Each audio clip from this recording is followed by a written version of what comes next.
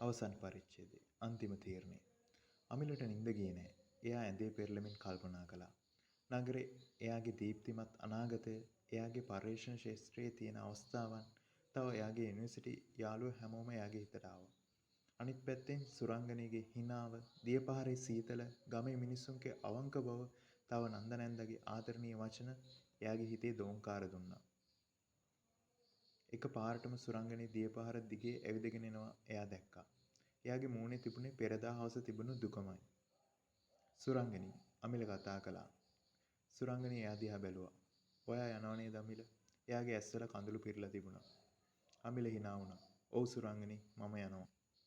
සුරංගනීගේ මූණේ තිබුණු හිනාව මැකිලා ගියා. එයාගේ ඇස් වලින් කඳුළු ගලා වැටෙන්න පටන් ගත්තා. හැබැයි මම යන්නේ නගරෙට නෙවෙයි, අමිල කිව්වා. සුරංගනී පුදුම වුණා. එයාගේ ඇස්වල තිබුණු කඳුළු වියකී ගිහින්. එයා අමිල දිහා බැලුවේ ලොකු කුතුහලකින්. මම තීරණය කළා සුරංගනී මේ ගමේම ඉන්න. මම මගේ පර්යේෂණ වැඩ මෙහෙම කරගෙන යන්න තීරණය කළා.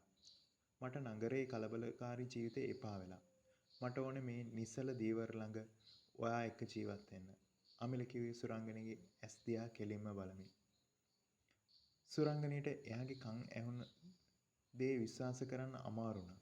එයාගේ මූණ සතුටින් පිරලා ගියා. එයා hina වෙලා අමිලව බදාගත්තා. දියපහර සතුටින් ගලාගෙන යනවා වගේ සද්දයක් නැගුවා.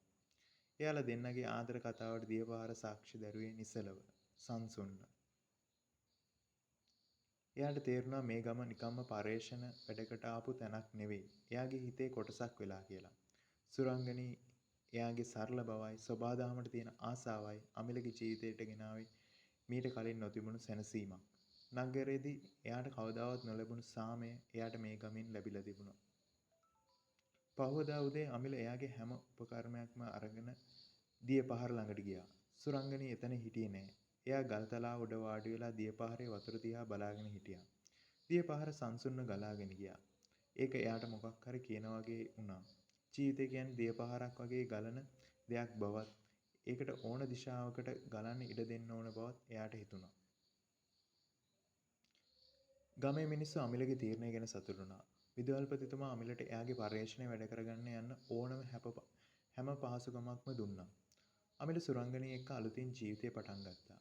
එයා ගමේ මිනිසුන්ට පැල ගැන දැනුම දුන්නා. සුරංගනී එයාට ගමේ ගොවිතැන් වලට උගන්වලා ගමේ ජීවිතයට පුරුදු වෙන්න උදව් කළා.